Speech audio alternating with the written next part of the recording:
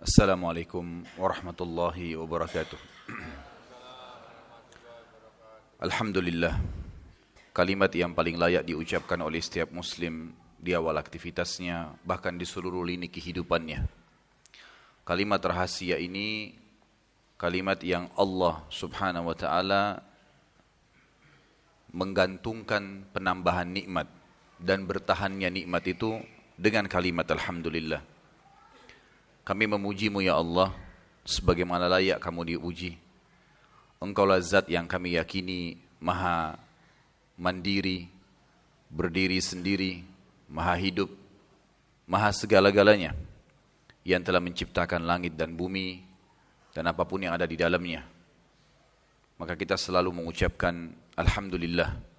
Terlebih lagi manusia hanyalah makhluk, salah satu dari makhluk-makhluk Allah yang sangat banyak, yang tidak terhingga jumlahnya, ukurannya jauh lebih banyak dari manusia. Mereka semua bertasbih kepada Allah subhanahu wa ta'ala, memujinya. Maka sangat layak kita mengatakan Alhamdulillah. Wassalatu wassalamu ala rasulillah kama sallallahu wa malaikati alaih adada khalqihi wa rida nafsihi wa zinata arshih wa midada kalimatih mil'us samawati wa mil'u ardi mil'u ma syi'ta min syai'in ba'd. Selanjutnya yang paling layak juga diucapkan oleh setiap muslim setelah memuji Tuhannya adalah membaca salawat dan taslim kepada Nabi kita Muhammad sallallahu alaihi wasallam sebagai bentuk kepatuhan kepada Allah, karena Allah dan malaikatnya juga memberikan salam kepada beliau, dan juga sebagai balas jasa kita atas jasa yang luar biasa. Beliau 13 tahun di Mekah, dihina, beliau bertahan, dianggap penyihir, dituduh beragam macam hal, dan puncaknya diusir dari kota lahir beliau, Mekah sallallahu alaihi wasallam. Kemudian beliau 10 tahun mendakwakan Islam ini sampai akhirnya sempurna dan kita bisa rasakan kenikmatannya sekarang.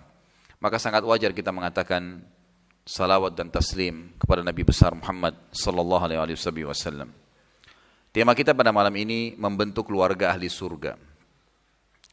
Sebenarnya tadi sore dan juga besok insyaallah semua berhubungan dengan masalah keluarga. Kalau tadi kita membahas tentang rumah tangga Nabi sallallahu alaihi wasallam dan saya menyinggung dari sisi lain, bukan masalah kewajiban, tapi masalah asas dan pondasi rumah tangga Nabi sallallahu alaihi wasallam yang dibangun di atas keyakinan, kemudian cinta dan juga kasih sayang, serta Nabi sallallahu alaihi wasallam menyelimuti rumah tangga itu dengan pendidikan, bagaimana beliau mentakdib atau mendidik dengan cara yang diajarkan oleh Allah subhanahu wa ta'ala kepada keluarganya. Pada malam ini kita akan membahas membentuk keluarga ahli surga. Dan kalau keluarga, saya yakin kita sudah tahu semuanya definisinya.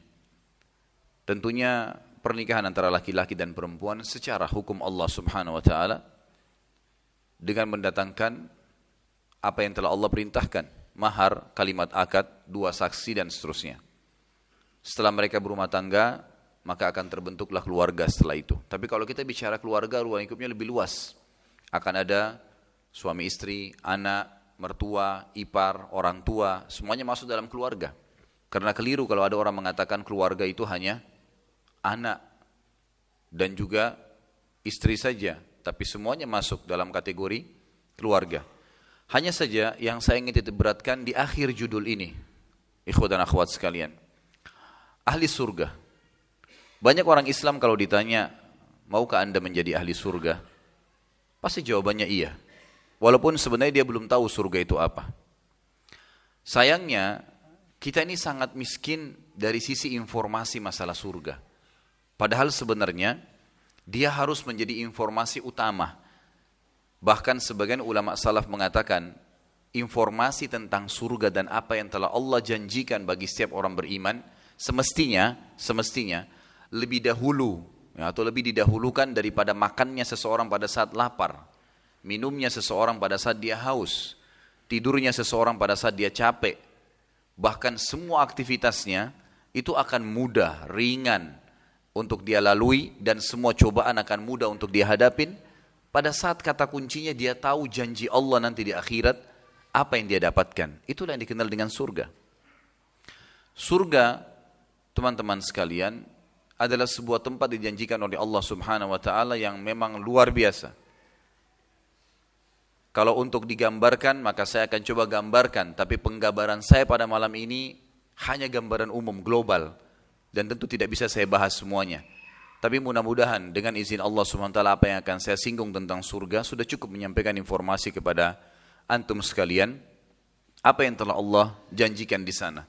Subhanallah, setelah membaca tentang surga, mengetahui tentang surga, makanan sesederhana apapun, keadaan fisik walaupun sakit atau cacat, rumah mungkin biasa saja, mungkin kendaraan pun tidak ada, masih numpang sama orang, semuanya jadi mudah.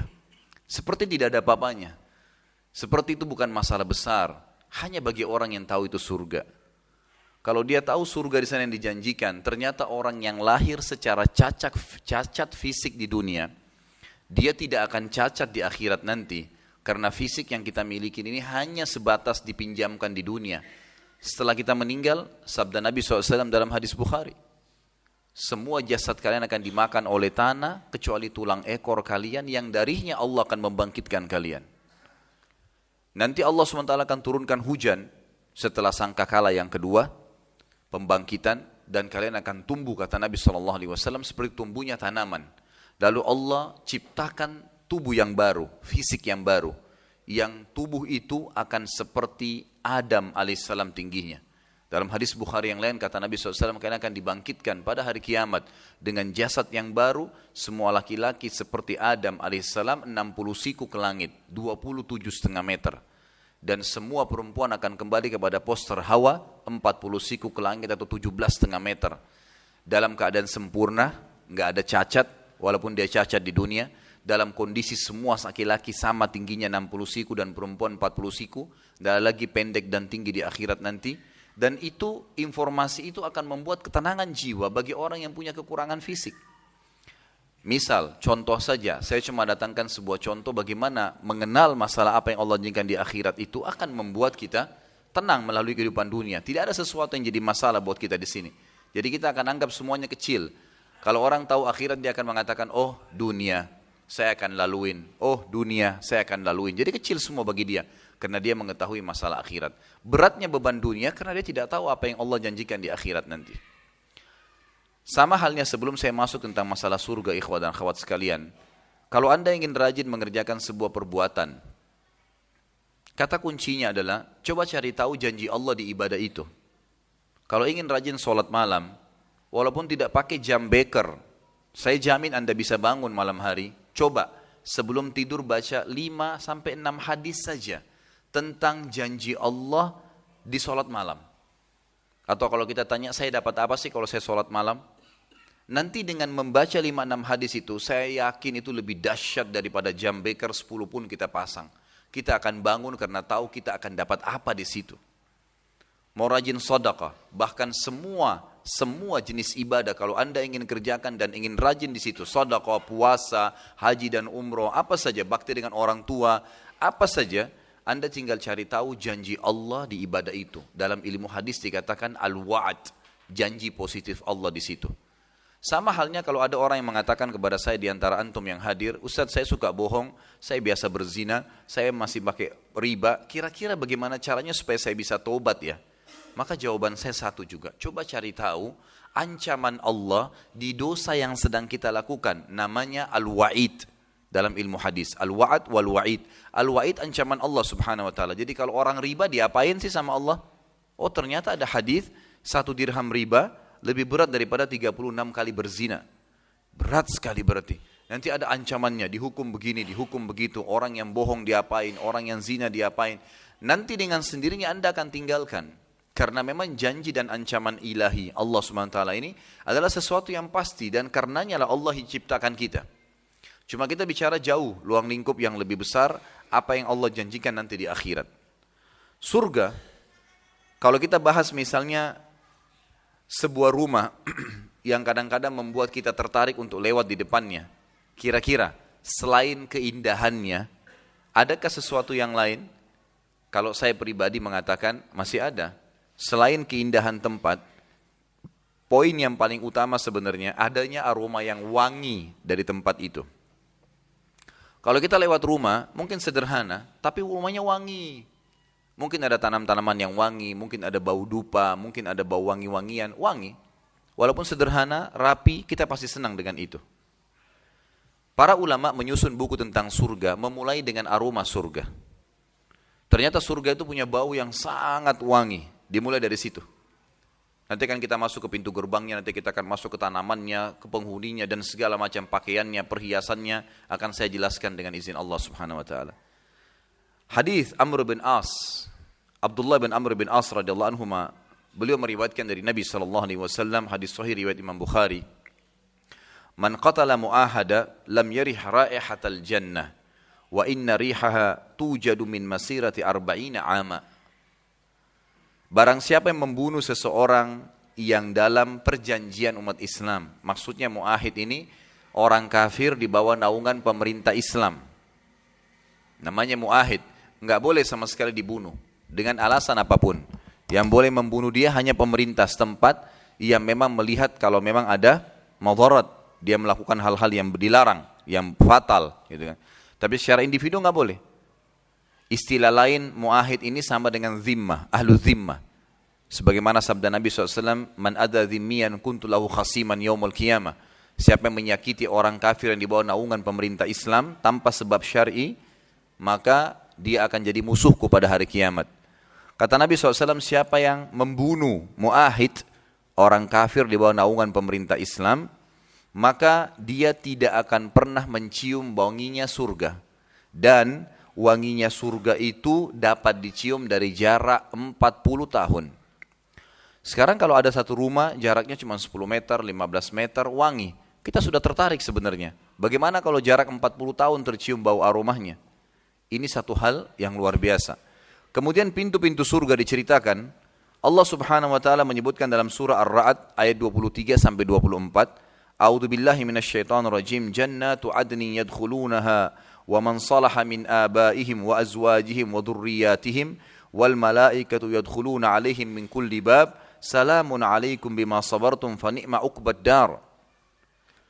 Surga Aden yang mereka masuk ke dalamnya nanti di akhirat bersama-sama dengan orang-orang yang saleh dari bapak-bapak mereka, istri-istri mereka dan anak cucu mereka. Sedangkan malaikat-malaikat masuk ke tempat-tempat mereka dari semua pintu surga sambil mengucapkan Salamun alaikum bima sabartum. Keselamatan bagi kalian karena kalian sudah sabar, maka alangkah baiknya tempat kesudahan itu. Di dalam hadis Nabi SAW, beliau menyebutkan, hadis ini diriwayatkan Imam Bukhari dalam Fathul Bari dan Imam Muslim juga dalam syarah, disebutkan Nawawi dalam syarah An-Nawawi. Barang siapa yang bersaksi bahwasanya tidak ilah yang berhak diibadai kecuali Allah dan tidak ada sekutu baginya, serta Muhammad adalah hambanya, Isa adalah hamba dan rasulnya, serta kalimatnya yang dia sampaikan, maksudnya Allah sampaikan kepada Maryam dan ruh darinya, surga itu benar, neraka itu benar, maka dia akan memasuk atau Allah akan memasukkan dia ke dalam surga sesuai amal yang dilakukannya. Dalam riwayat lain dikatakan dari pintu-pintu surga yang berjumlah 8 dari mana saja yang dia inginkan. Dari hadis ini diambil pelajaran bahwasanya surga itu punya pintu-pintu. Di dalam hadis Bukhari dikatakan surga itu memiliki 8 buah pintu. Dan antara satu tiang pintu ke tiang pintu sebelahnya jaraknya itu 40 tahun. Dalam hadis yang lain disebutkan riwayat Bukhari juga, Abu Hurairah meriwayatkan bahwasanya Nabi SAW bersabda, barang siapa yang menginfakkan 2 pasang kuda, unta dan lain sebagainya di jalan Allah, maka ia dipanggil dari pintu-pintu surga. Wahai hamba Allah, ini lebih baik. Barang siapa termasuk ahli solat, maka ia dipanggil dari pintu solat. Barang siapa yang ahli jihad, dia akan dipanggil dari pintu jihad. Barang siapa yang ahli sedekah, dia akan dipanggil dari pintu sedekah. Barang siapa yang termasuk ahli puasa, dia akan dipanggil dari pintu Rayyan. Lalu Abu Bakar radhiyallahu anhu berkata, ayah dan ibuku sebagai tebusannya. Ini biasa istilah bahasa Arab, ya, bukan sumpah sebenarnya, ya, bukan sumpah atas nama selain Allah, tapi ini diistilahkan karena mahalnya nilai Nabi SAW di mata beliau. Beliau mengatakan kedudukan anda menyamai ibu dan ayahku. Wahai Rasulullah, apakah setiap orang semestinya, apakah ada orang yang akan diseru dari pintu-pintu tersebut, bukan hanya satu pintu? Maka kata Nabi SAW, ada, dan aku berharap engkau termasuk di antara mereka. Hadis ini yang dimaksud ikhwan dan akhwat sekalian, surga itu punya banyak sekali pintu. Pintu utamanya 8. Dari satu tiang ke tiang sebelahnya jaraknya 40 tahun. Di setiap pintu ada lagi pintu-pintu yang sangat banyak dan jumlah istana yang tidak terhitung. Setiap ibadah yang kita kerjakan ada pintu gerbangnya dan di dalamnya ada kem istana lagi. Salat ada pintu gerbang sendiri, di dalamnya ada banyak kem istana. Kemudian puasa ada lagi pintu gerbangnya, di sana di dalamnya ada kem istana lagi, banyak sekali. Setiap ibadah yang kita kerjakan ada balasan istananya di surga. Jadi orang mukmin bisa memiliki banyak sekali istana di surga. Banyak sekali istana di surga.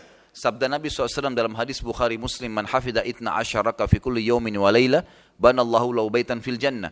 Siapa yang menjaga 12 rakaat sehari semalam, maka Allah akan sunnah tentunya, sunnah nawafil, sunnah rawatib namanya. 2 rakaat sebelum subuh, 4 rakaat sebelum duhur, 2 rakaat sudah duhur, 2 rakaat sudah maghrib, 2 rakaat sudah isya. 12 rakaat ini siapa yang jaga sehari semalam, Allah akan bangunkan baginya istana di surga. Sebagian ulama hadis mengatakan siapa yang sholat setiap hari, 12 rakaat ini dikasih setiap hari istana itu.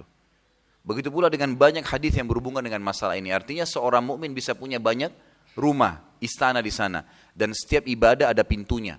Abu Bakar dengan sangat jeli bertanya radhiyallahu anhu, beliau mengatakan apakah ada orang yang dapat di setiap pintu itu ada istananya? Maka kata Nabi SAW, ada, dan saya berharap kamu termasuk di antaranya. Kata Nabi SAW di dalam hadis yang lain, dan hadis ini diriwayatkan Imam Bukhari dan Imam Muslim, والذي نفس محمد بيدي إن ما بين مصراعين من مصاريع الجنة لك ما بين مكة وحجر أو حجر مكة. Demi zat yang jiwaku di tangannya, maksudnya demi Allah, jarak antara 2 daun pintu tersebut surga adalah seperti jarak antara Mekah dan Hajar. Hajar adalah sebuah kota di Bahrain, maksudnya antara Hajar dengan Bahrain. Kurang lebih jaraknya mencapai 2000 km. Jadi ini jarak antara pintu surga. Ini pintu-pintunya. Dan tentu pintu-pintu surga ini banyak sekali bahasannya. Saya akan ringkaskan. Di antaranya hadis Nabi SAW juga. Saya terjemahkan langsung. Pintu-pintu surga dibuka pada Senin dan Kamis. Lalu diampuni dosa setiap muslim yang tidak menyekutukan Allah dengan sesuatu pun. Kecuali seseorang yang ada perseteruan antara dia dengan saudaranya muslim. Dikatakan kepada para malaikat oleh Allah, tangguhkan ini hingga keduanya berdamai. Artinya dibuka pintu-pintu surga tersebut setiap minggu. Dan ini menandakan juga surga itu sudah ada. Surga itu sudah ada. Jadi banyak orang yang memahami bahwasanya surga belum ada. Surga sudah ada. Ini juga perlu saya titik beratkan, saya membahas masalah keluarga yang merupakan ahli surga. Kenapa kita bahas surganya? Karena surganya dulu difahamin. Setelah itu baru kita bicara masalah keluarga ahli surga. Gitu kan? Bagaimana nanti mereka mencapai apa yang Allah janjikan di surga itu. Disebutkan bahwasanya poin yang lain, manusia yang paling pertama masuk ke dalam surga adalah Nabi Muhammad SAW. Di dalam hadis riwayat Imam Bukhari, kata Nabi SAW, sayalah orang yang paling pertama mengetuk pintu surga. Lalu ditanyakan oleh malaikat kepadaku, siapa engkau? Aku berkata, aku Muhammad. Maka malaikat tersebut berkata, aku tidak diperintahkan membuka pertama kali pintu ini kecuali untukmu. Lalu kemudian aku pun masuk dan diikuti oleh umatku sebelum umat-umat sebelumku. Dan dalam hadis yang lain dikatakan, dalam hadis Bukhari juga, Allah mengharamkan surga bagi nabi-nabi sebelum aku masuk dan mengharamkannya bagi umat-umat sebelum umatku masuk. Dan ini juga fadilah tentang umat Muhammad SAW dan bagaimana ya, orang-orang akan masuk atau kita akan masuk melalui pintu surga itu. Kemudian dikatakan juga bahwasanya akan masuk orang-orang fakir dari kaum muslimin setengah hari sebelum orang-orang kaya, yakni sekitar 500 tahun dari hitungan akhirat. Ini juga dibahas oleh para ulama tentang kenapa orang miskin lebih dulu masuk, karena hisapnya lebih cepat ya, dibandingkan dengan orang-orang kaya. Tapi ini bukan berarti orang kaya derajatnya lebih rendah di surga. Bisa saja orang lebih dulu masuk tapi tingkatan derajatnya belum tentu bisa mengalahkan orang yang telat masuk. Yang penting mereka masih ditimbang amalnya. Beda dengan orang yang masuk ke dalam neraka dulu. Kemudian di surga pada saat kita masuk dengan izin Allah Subhanahu wa taala akan ada sambutan-sambutan yang luar biasa yang terjadi dari para malaikat ya, dari para penghuni surga. Dikatakan di dalam ya, firman Allah Subhanahu wa taala surah Ibrahim ayat 23, A'udzu billahi minasyaitonir rajim wa udkhilal ladzina amanu wa 'amilus solihati jannatin tajri min tahtiha al-anhar khalidina fiha biidzni rabbihim tahiyyatuhum fiha salam. Dan dimasukkan orang-orang yang beriman dan beramal soleh ke dalam surga yang mengalir di bawahnya sungai-sungai. Mereka kekal di dalamnya dengan izin Rabb mereka. Ucapan penghormatan diucapkan oleh para malaikat kepada mereka yaitu salam atau keselamatan untuk kalian. Kemudian berhubungan juga dengan masalah surga. Surga yang paling rendah derajatnya adalah seperti yang dimiliki oleh raja terkaya dunia 10 kali. Disebutkan dalam hadis Bukhari bahwasanya Nabi SAW bersabda, ini orang yang terendah di surga akan keluar dari neraka penghuni surga terakhir. Artinya nggak ada lagi orang setelah dia di neraka. Jadi nanti tinggal orang yang kekal saja, orang kafir dan orang munafik di neraka. Orang ini terakhir penghuni surga. Semua orang lain sudah masuk ke dalam surga, tinggal dia sendiri. Artinya dia orang yang paling rendah derajatnya. Lalu dia lari dari neraka tersebut, kata Nabi SAW, sementara tubuhnya setengah hangus mengeluarkan asap, dan dia berdiri, jatuh, sampai dia jauh dari neraka. Lalu kemudian dia berkata, Alhamdulillahilladzi anjani minki. Segala puji bagi Allah yang telah menyelamatkan saya dari kamu, hai neraka. Lalu kemudian Nabi SAW mengatakan Allah perlihatkan untuknya sebuah pohon naungan. Pohon itu hanya pohon rindang saja, tapi karena dia bertahun-tahun, bahkan sebagian ulama hadis mengatakan kemungkinan dia ribuan tahun masuk di neraka, karena hitungan satu hari di akhirat sama dengan 1000 tahun waktu di dunia. Gitu kan? Sebagaimana Allah berfirman, Yawma inda rabbika ka'alfi sanatin mimma ta'udun. Satu hari di sisi akhirat nanti, di sisi Tuhanmu adalah sama 1000 tahun waktu kalian di dunia. Maka orang ini pun ribuan tahun bersiksa dan tidak pernah lihat naungan. Dan perlu antum tahu bahwasanya di neraka orang tidak akan rasakan kematian, tidak akan rasa kematian. Siksaan demi siksaan, gitu kan. Jadi bodoh kalau orang mengatakan tidak apa-apa saya masuk neraka dulu, dia tidak fahamin. Dan kalau kita ambil korek gas membakar ibu jari kita 10 detik saja sudah memar. Kalau 1 menit bisa matang tangan kita dan berbulan-bulan kita nggak bisa tidur. Bagaimana kalau api neraka membakar dan tidak ada berhentinya, tidak ada kematian? Kalau seorang pencuri di jalanan digebukin, kemudian dia mati, pasti orang sudah berhenti gebukin, karena dianggap dia sudah mati, nggak rasakan sakit. Di neraka nggak ada kematian, ya selalu setiap kulit mereka terbakar diganti kulit yang baru, terus begitu, dan tidak ada ya berhentinya sampai dosa dia selesai, gitu kan. Penghuni neraka ini keluar, lalu dia merasa syukur kepada Allah karena selamat dari neraka, dan Allah lihatkan naungan pohon yang tidak pernah dia lihat sebelumnya, karena makanan di surga buah zakum. Naungan pohon-pohonnya semuanya pohon yang penuh dengan api yang panas, meleleh darinya timah-timah yang panas, dan beragam macam siksaan. Tentu ada bahasan sendiri di neraka, bahasan neraka, tapi yang jelas seperti itulah. Dia melihat pohon, dia merasa sangat rindang, dan dia mengatakan, ya Allah, dia langsung mengangkat suara, sampaikan saya ke pohon itu dan saya tidak minta yang lain. Kata Nabi SAW, Allah berfirman kepadanya, apakah kau yakin kau tidak akan minta yang lain? Kata dia, tidak akan minta ya Allah. Maka Allah SWT pun mengizinkan dia untuk sampai ke pohon tersebut. Begitu tiba di pohon tersebut, ya, dia merasa luar biasa, dia merasa orang yang paling banyak nikmatnya Allah pada dirinya. Kemudian dia merasakan nikmatnya naungan. Bagaimana sih kalau kita lagi kepanasan siang hari terus tiba-tiba dapat pohon yang rindang, seperti itu. Lalu kemudian Allah Azza wa Jalla memperlihatkan, kata Nabi SAW, dari kejauhan sebuah pohon yang lebih rindang dan ada buahnya serta ada kuala airnya. Tadi nggak ada buah, nggak ada air. Maka dia pun kagum. Dan dia mengatakan, tapi dia malu sama Allah. Dia mau minta tapi dia malu. Tadi sudah janji gak akan minta. Lalu dia bilang, ya Allah, karena dia tidak tahan, dia mengatakan, ya Allah, berikan aku pohon itu dan air itu. Lalu berkata Allah SWT kepadanya, bukankah kau sudah janji, hai anak Adam, tidak akan minta? Dia mengatakan, ya Allah, pohon dan air dan saya tidak minta yang lainnya. Maka diantarlah dia ke pohon tersebut, dia nikmatin buahnya, dia makan sepuasnya. Coba hadir dalam poin ini, ikhwah dan akhwat sekalian. Kalau kita diberikan sebuah pohon, tabulan pot deh. Tanaman dalam pot yang ditaruh buah mangga misalnya, buahnya ada 10, dikasih kita, ini hadiah buat bapak, buat ibu, silakan sendirian. Rasanya buahnya kita mau petik sendiri semuanya. Bagaimana kalau kita dikasih pohon yang banyak setelah disiksa yang luar biasa gitu kan, dikasih pohon dan ada air, dia makan, dia minum, dia puas. Kata Nabi SAW, dia mengira dialah orang yang paling besar nikmat Allah padanya. Padahal dia ini orang terakhir, semua orang sudah di surga. Kemudian dari kejauhan, kata Nabi SAW, Allah bukakan baginya pintu-pintu gerbang surga. Dibukalah pintu gerbang surga dan tercium baginya bau wangi surga. Maka dia pun Ya, melihat surga dan tertarik melihat orang menggunakan baju dari sutra, orang jalan-jalan di sana, kenikmatan yang luar biasa. Dia lihat taman-taman yang luas, pintu gerbang yang besar. Gitu. Maka dia pun meminta kepada Allah mengatakan, ya Allah berikanlah saya surga. Kata Allah SWT, kau sudah janji tidak akan minta. Dia bilang, ya Allah surga dan saya tidak minta yang lain. Lalu kata Allah Subhanahu Wa Taala, wahai anak Adam, sungguh tidak ada yang memuaskanmu. Apakah kau akan puas kalau saya berikan kepadamu seperti yang dimiliki raja terkayanya dunia? Siapa itu kira-kira? Sulaiman alaihissalam. Tidak ada raja seperti Sulaiman. Sulaiman alaihissalam dalam riwayat dikatakan tidak pernah injakkan kakinya di tanah. Dibawa sama angin. Kalau dari singgasananya mau ke ranjang, mau ke mana saja, dibawa sama angin. Gitu kan. Nabi Sulaiman alaihissalam luar biasa, bisa berbicara apapun. Semuanya istananya, lantainya dari kaca, di bawahnya air mengalir.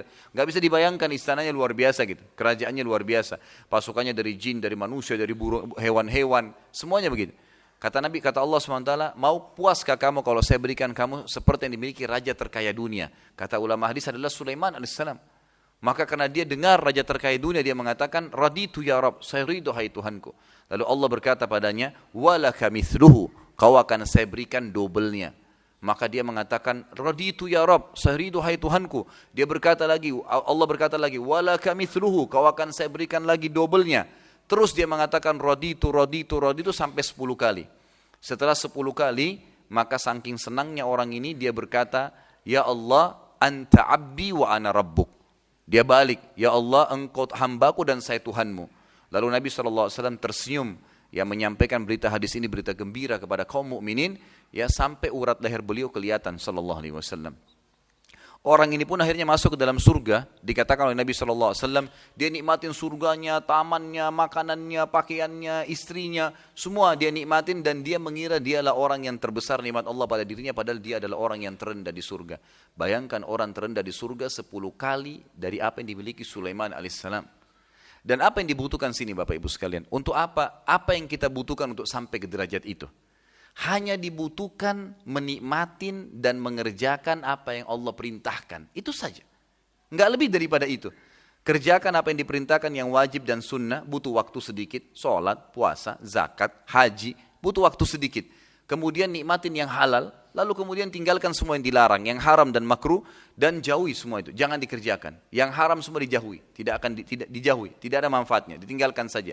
Maka secara otomatis tinggal tunggu waktu malaikat maut datang menjemput dan kita masuk surga. Itu janji. Kata Allah SWT apa? Innallaha la yukhliful mi'ad. Allah tidak akan pungkiri janjinya.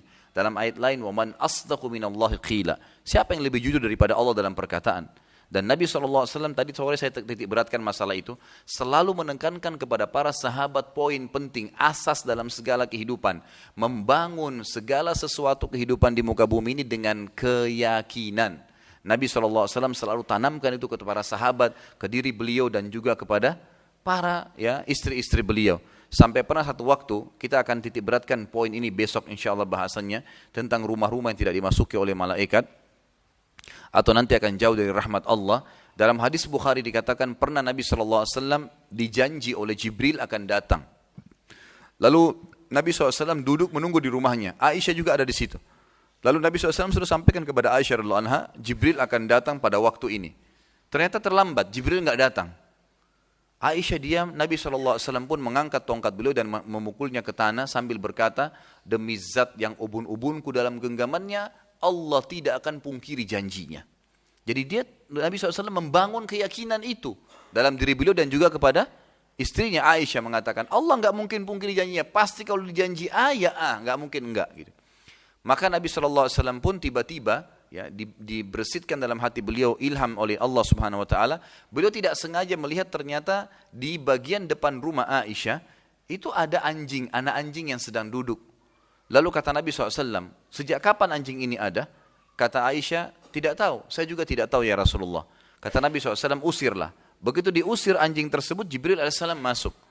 Lalu kata Nabi SAW, kenapa kau terlambat wahai Jibril? Kata Jibril, kami para malaikat tidak dibolehkan masuk di rumah yang ada anjingnya. Hadis sahih riwayat Bukhari. Tapi kita ambil saksi bahasan bagaimana Nabi SAW sangat yakin dan membangun keyakinan tersebut di atas lini kehidupannya. Kita semua yang hadir di sini dan seluruh muslimin, ikhwan dan akhwat sekalian, tidak boleh ragu terhadap agama ini yang benar. Banyak orang Islam tidak mau dakwakan agamanya. Tidak mau bangga dengan nama Islamnya, tidak mau bangga dengan penampilan Islamnya, tidak mau bangga menyerapkan hukum Islam dalam rumahnya ataupun dalam kehidupannya karena dia masih ragu, tidak yakin dengan itu. Padahal Allah mengatakan dalam Al-Quran kekal ditilawakan oleh orang yang beriman sampai hari kiamat. A'udzubillahi minasyaitonirrajim. Innad dina indallahil Islam. Agama yang Allah terima hanya Islam yang dibawa oleh Muhammad SAW. Jadi kita harus yakin, gak boleh ragu. Ini benar gak ya? Ada gak orang begini dan seterusnya? Artinya apakah benar Islam saja yang diterima? Apakah memang orang-orang lain betul kafir atau tidak? Enggak boleh ragu dengan masalah itu. Memang harus yakin. Allah mengatakan dalam ayat yang lain, A'udzubillahi minasyaitonirrajim, wa man yabtaghi ghairal islami dinan falan yuqbala min wa huwa fil akhirati minal khasirin. Siapa yang coba-coba pilih Islam selain Islam sebagai agamanya tidak akan diterima darinya dan dia termasuk di akhirat orang-orang yang rugi.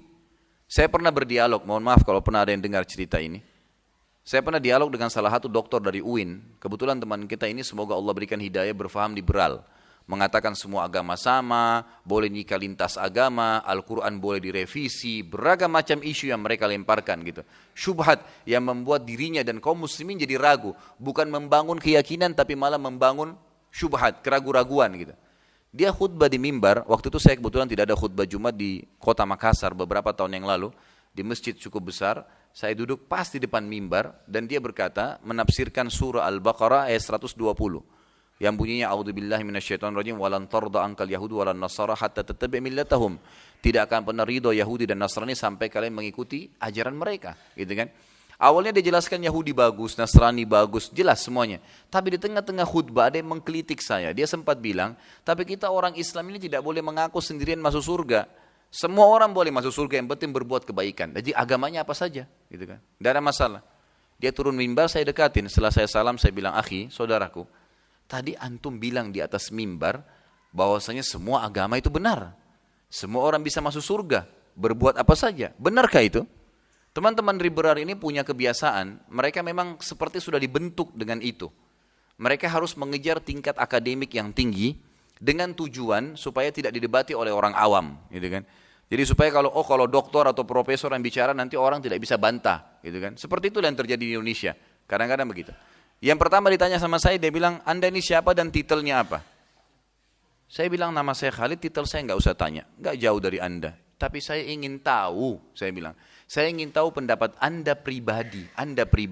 Bagaimana Anda memberikan kepada saya penjelasan ayat Al-Quran. Tidak usah pendapat ulama, tidak usah pendapat ahli tafsir, tidak usah datangkan kitabnya, Anda pribadi. Kalau faham bahasa Arab pasti faham artinya. Surah Al-Bayyinah di juz 30. Semua orang muslim, anak kecil pun hafal ayat ini. A'udzubillahi minasyaitonirrajim. Innal ladzina kafaru min ahlil kitabi wal musyrikin fi nari jahannam khalidina fiha. Allah berfirman, telah kafir ahli kitab, Yahudi dan Nasrani. Jadi bukan kita yang mengkafirkan, Allah yang mengkafirkan mereka. Tidak boleh kita ragu dengan kekafiran mereka. Ya gitu. Dan orang-orang musyrik dan mereka akan kekal dalam api neraka kalau mereka meninggal dalam keyakinan tersebut. Bagaimana pendapat Anda tentang ayat ini? Dia diam. Saya bilang, taib. Saya tambahkan, bagaimana dengan hadis Nabi SAW riwayat Imam Muslim yang berbunyi, tidak ada seorang pun dari Yahudi, Nasrani, Majusi penyembah api, yang mendengarkan saya diutus menjadi Nabi, lalu dia tidak beriman kepada saya, dan meninggal dalam keyakinan tersebut, kata Nabi SAW, kecuali pasti jadi penghuni neraka.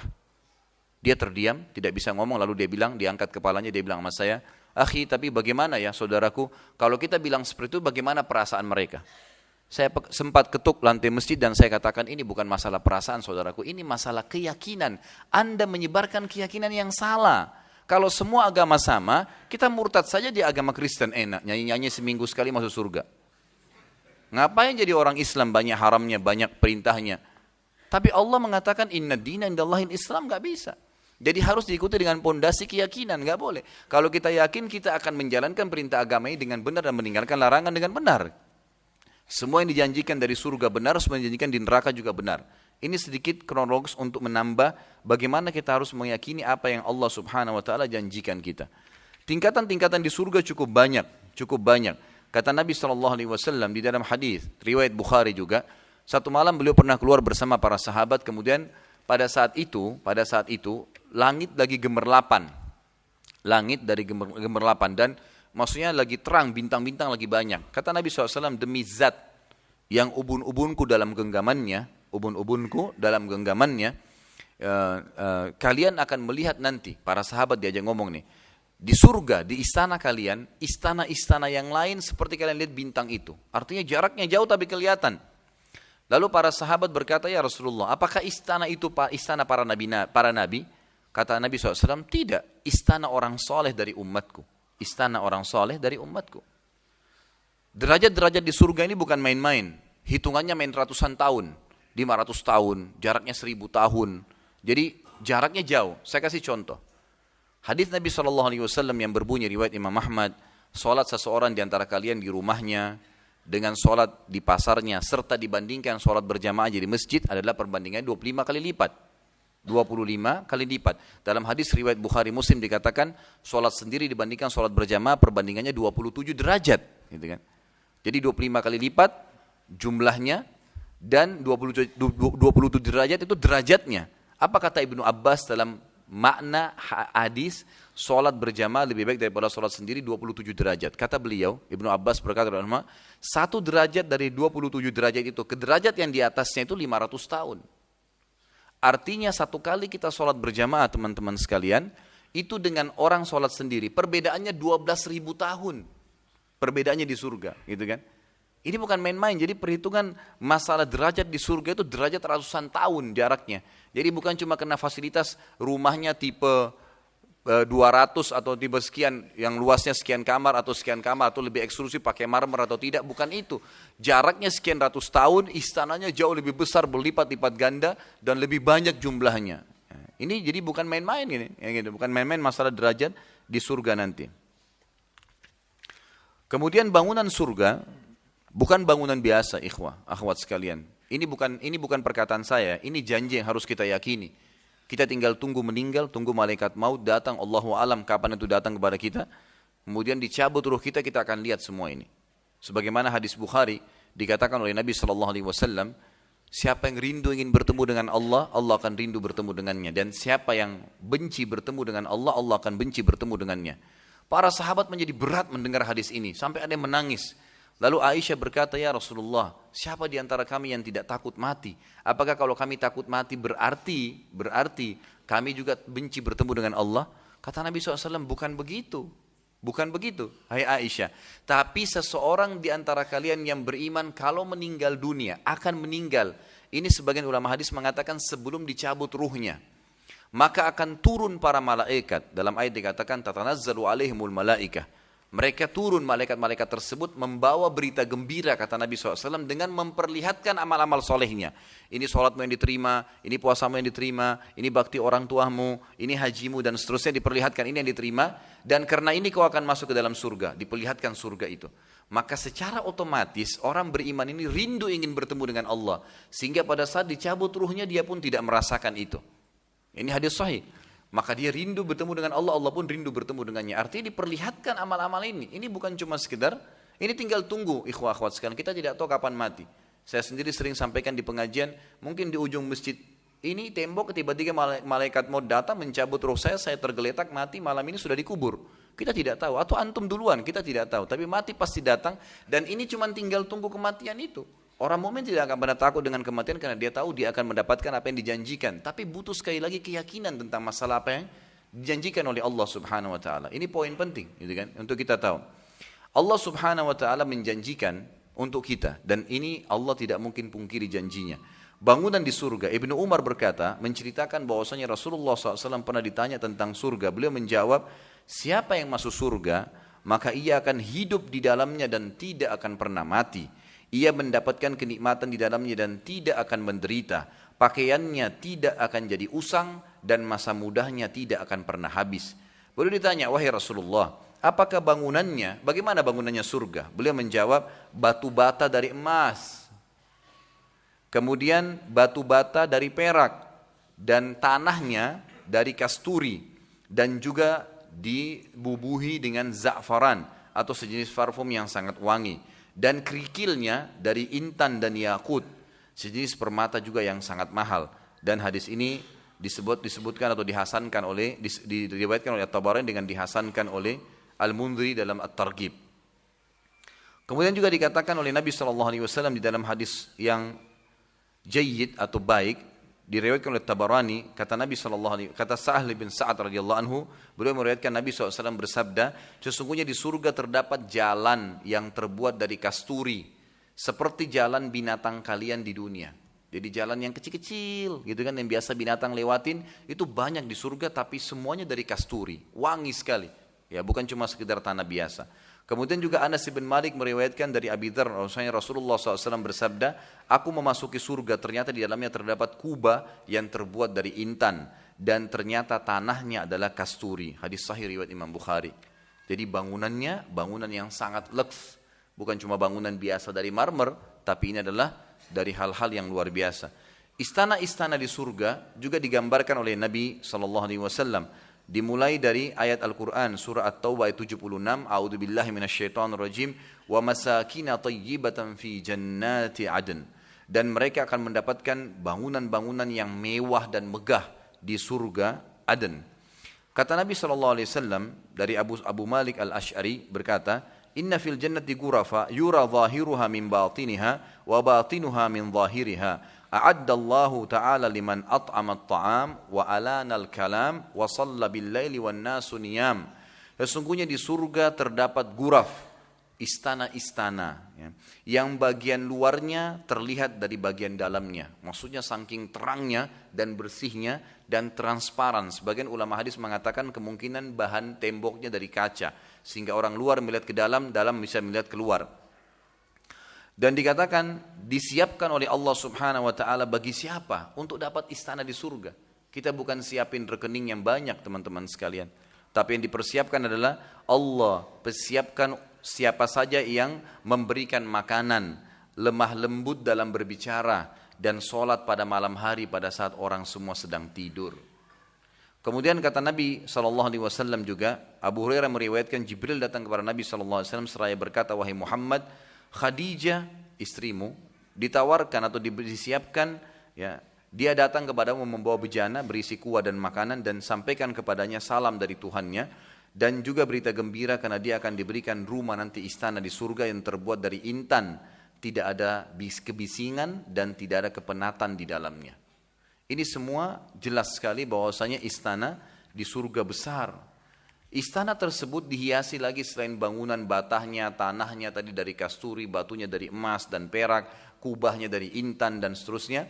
Di bawahnya ngalir sungai-sungai dan mata-mata air di surga. Allah Subhanahu wa taala menyebutkan di dalam Al-Baqarah ayat 25. A'udzu billahi minasyaitonir rajim, wa basyiril ladzina amanu wa 'amilus solihati anna lahum jannatin tajri min tahtihal anhar. Dan sampaikanlah berita gembira kepada mereka yang beriman dan berbuat baik, bahwa bagi mereka disediakan surga-surga yang mengalir sungai-sungai di bawahnya. Saya tidak tahu teman-teman sudah dengar atau belum, tapi yang jelas saya sampaikan sekarang, kalaupun sudah dengar review, kalau yang belum dengar alhamdulillah. Seorang insinyur dari Jerman masuk Islam, teman-teman sekalian, karena ayat ini. Jadi seorang arsitek, dia ceritakan bagaimana dia masuk Islam. Dia sering mempertemukan, bahkan sering kali gambar dia sangat laku. Di Eropa itu sangat luar biasa. Dia mempertemukan antara bangunan arsitek yang modern dengan yang klasik. Salah satu rujukan dia adalah Al-Quran. Ya, Al-Quran. Suatu waktu, jadi dia sering menemukan tentang masalah piramida dalam Al-Quran, bangunan-bangunan kaum Tsamud, kaum yang sebelumnya. Satu waktu dia tidak sengaja membuka ayat tentang surga. Dan sering kali dia temukan surga selalu disebutkan tajri min tahtihal anhar, mengalir di bawahnya sungai. Lalu dia bilang, ada apa sebenarnya? Kenapa istana yang dijanjikan bagi orang yang patuh itu di bawahnya ngalir sungai? Apa kelebihannya kalau sungai? Lalu kemudian diambil inisiatif, sebatas ilmu dia, seorang arsitek, dia pun akhirnya punya tanah di Jerman, dan ini sebab dia masuk Islam. Dia bangun rumah ukuran seperti rumah dia yang dia tinggalin, cuma bedanya lantainya diganti kaca, di bawahnya dibuat air mengalir, tapi pakai aliran listrik. Selesai dia bangun selama 3 bulan, kemudian dia pergi ke Eropa selesaikan pekerjaan selama 2 bulan.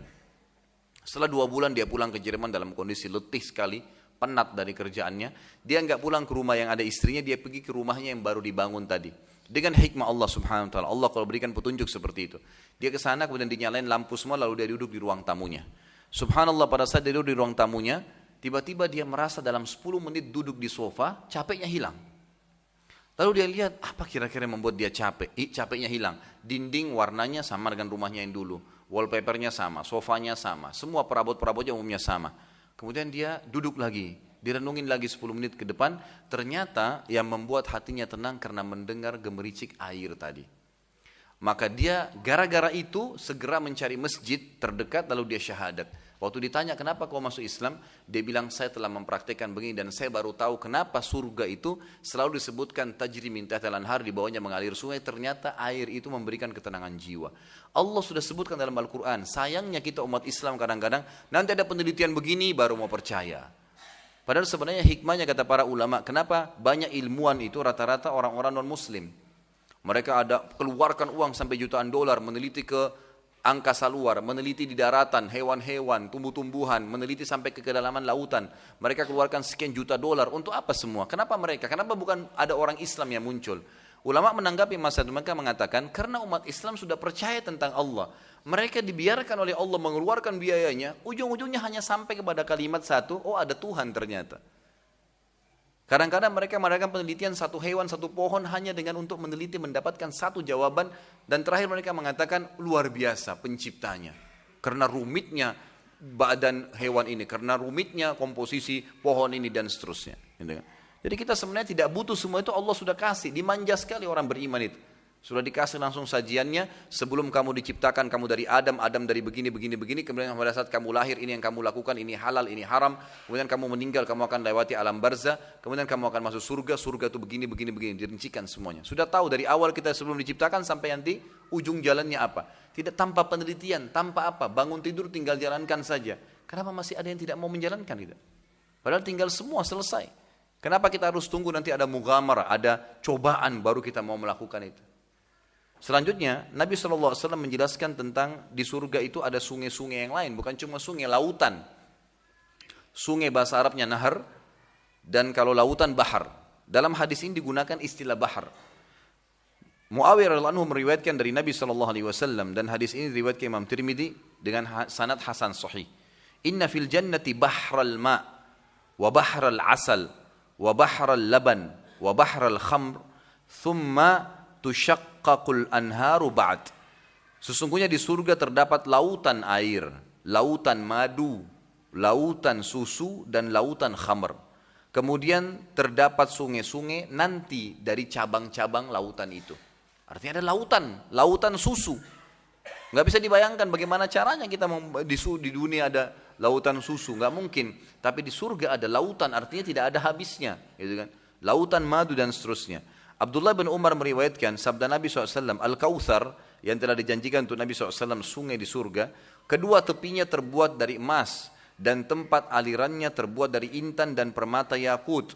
Lumpur yang ada di dalamnya dari kasturi, airnya lebih manis daripada madu dan airnya lebih putih daripada salju. Hadis sahih riwayat Imam Tirmidzi. Jadi ini dijanjikan oleh Nabi SAW. Ya, jelas ini janji dari Allah Subhanahu wa taala.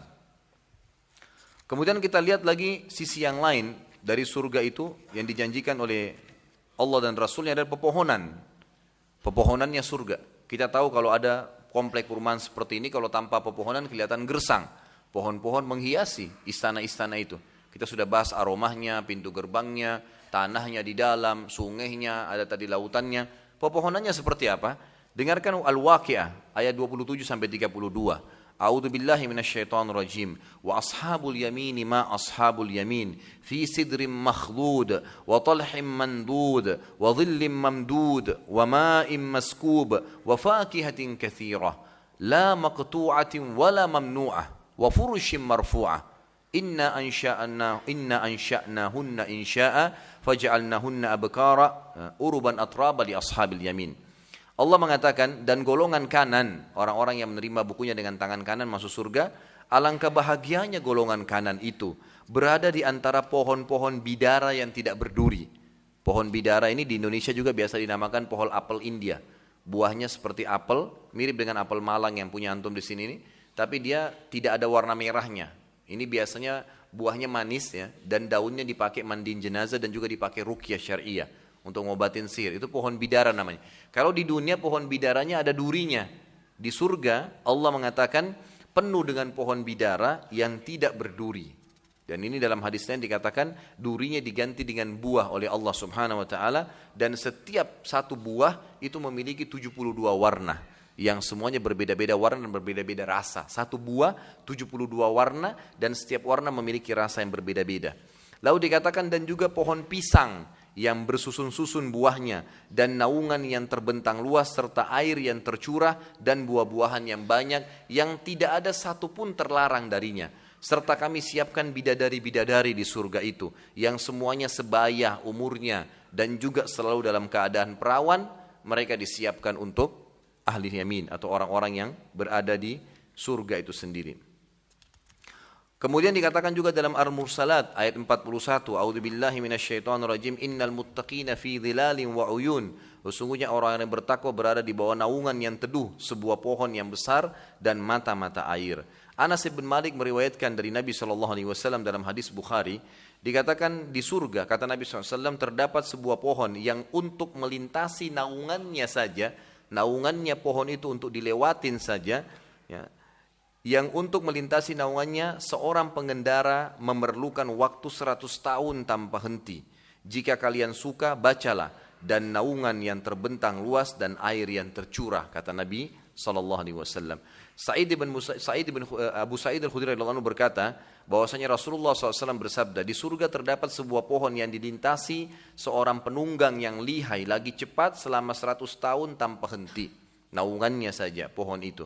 Dan hampir sebanyak hadis yang serupa dengan ini, semuanya rata-rata menyebutkan tentang 100 tahun. Ibnu Abbas meriwayatkan, dan ini hadis sahih semua riwayat Bukhari dan Imam Tirmidzi. Kata Ibnu Abbas menceritakan radhiyallahu anhu, pohon kurma surga akarnya dari zamrud yang hijau. Jadi di surga itu tidak harus pohon kayak kita di sini akarnya ya akar dari batang pohon. Kalau di surga berbeda. Kata Ibnu Abbas, pohon kurma di surga akarnya dari zamrud yang hijau.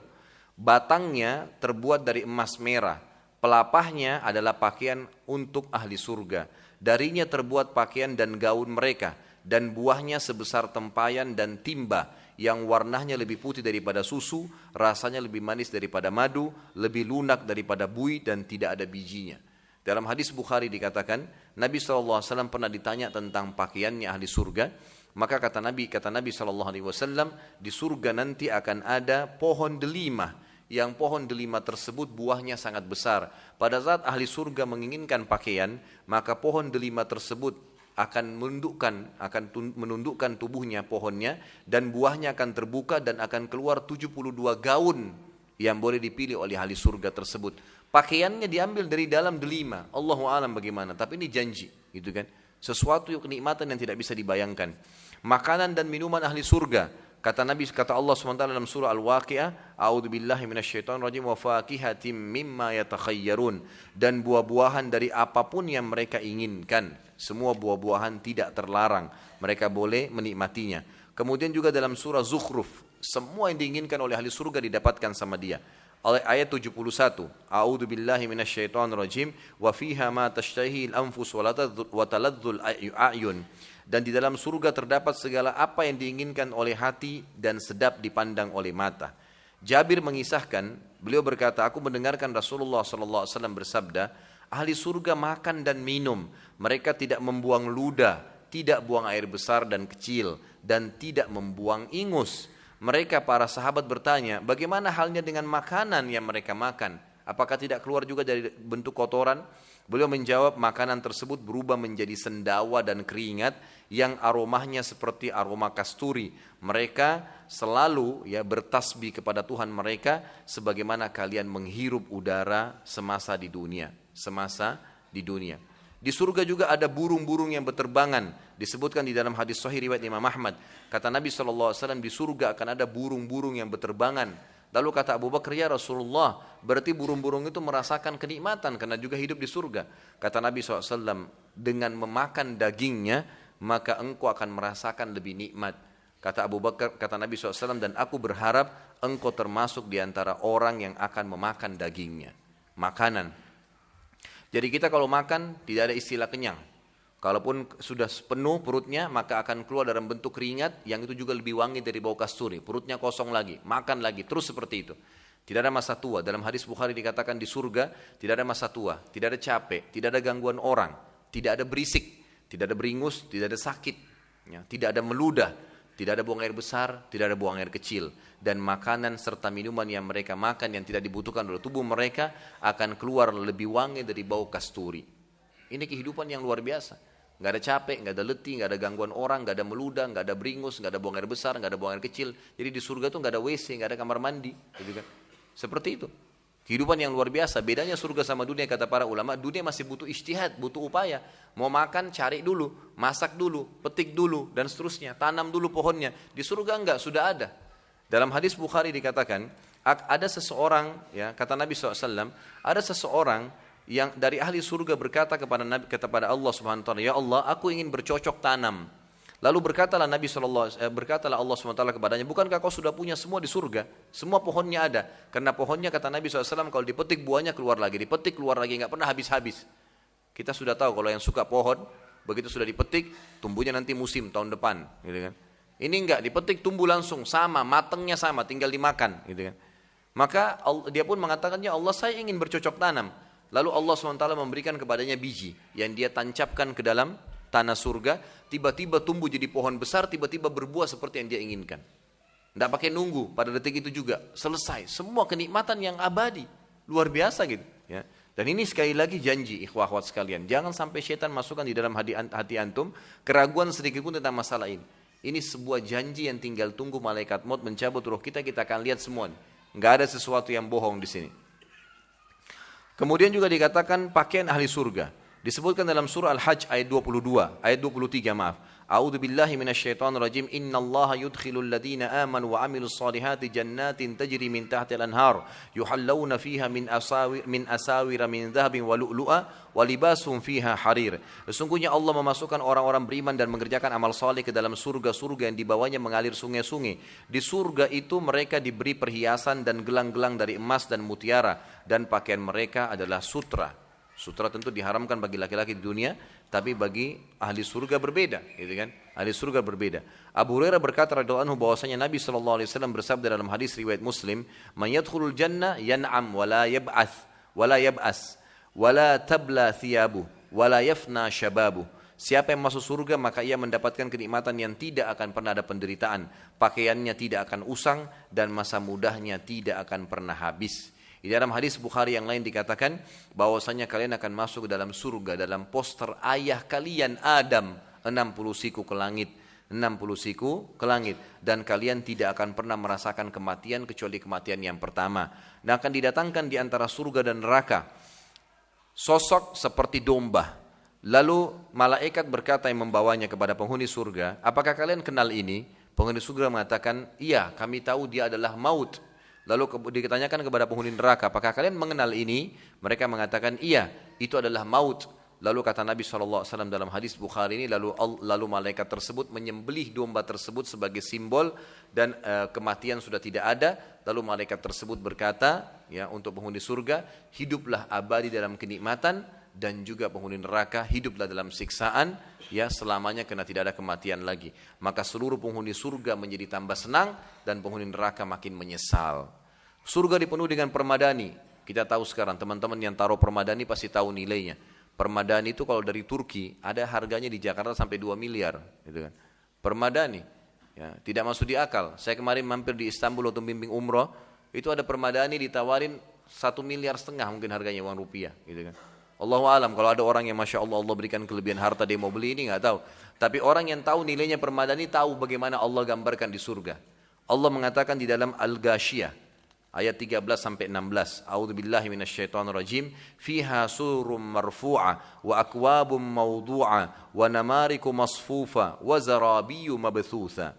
Di dalamnya ada tahta-tahta yang ditinggikan, ya, di tempat-tempat duduk yang ditinggikan, dan gelas-gelas yang tergeletak dekat, semuanya berisi minuman dan siap diminum, dan bantal-bantal sandaran yang tersusun, serta permadani-permadani yang terhampar. Kemudian dikatakan surah Ar-Rahman ayat 54 tentang bantal-bantal atau dikenal dengan zarabi.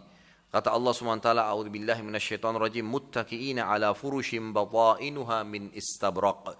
Mereka bertelekan di atas permadani yang sebelah dalamnya dari sutra.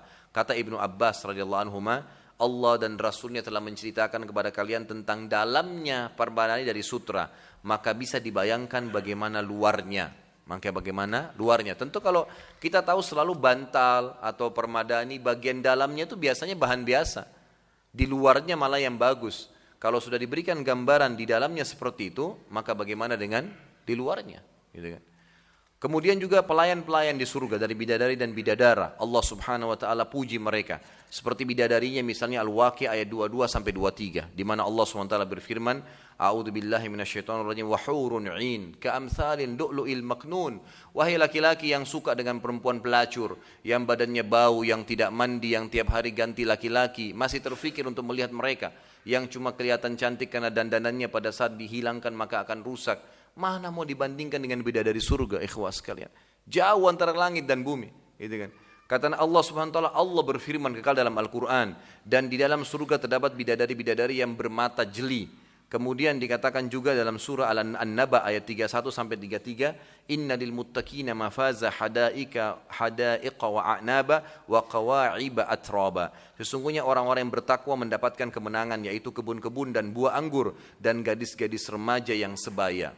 Kemudian di dalam hadis Bukhari dikatakan bahwasanya bidadari yang akan dinikahi oleh laki-laki ahli surga, mereka akan setiap kali digaulin maka mereka akan kembali perawan. Terus begitu. Dan ini bukan aib ya. Ini bukan aib. Banyak orang kadang-kadang kalau membicarakan bidadari seperti pekah atau khawatir takut menyampaikan karena takut ummahatnya mendengar atau akhwatnya dengar. Ada masalah apa sebenarnya? Mesti disampaikan, gitu kan? Dan memang itu adalah Allah Subhanahu wa taala peruntukkan bagi laki-laki muslimin. Sementara pelayan laki-laki disebutkan dalam Al-Quran dengan wildanun mukhalladun. Wildan mukhalladun ini sama, bidadara di surga sebenarnya. Mereka juga melayani. Tapi bedanya, laki-laki ini tidak menikah. Ya, laki-laki wildan mukhalladun tidak menikah dengan perempuan ahli surga. Di dalam hadis disebutkan bahwasanya kalau ada wanita yang tidak memiliki suami, ya kan itu, atau tidak menikah, maka mereka akan menikah dengan salah satu ahli surga, dan itu hadis Nabi SAW. Dan itu harus diterima, itu kan, itu memang harus diterima. Jadi tidak perlu ragu dalam menyampaikan. Pernah salah seorang ikhwah, teman dekat saya, pernah waktu dia ikut di salah satu kancah jihad dulu tahun 90-an, waktu keluar fatwa ulama tentang masalah perang melawan Rusia dulu di Afghanistan tahun 90-an saya bahasakan ya. Waktu itu fatwa internasional semua muslimin dibolehkan gitu.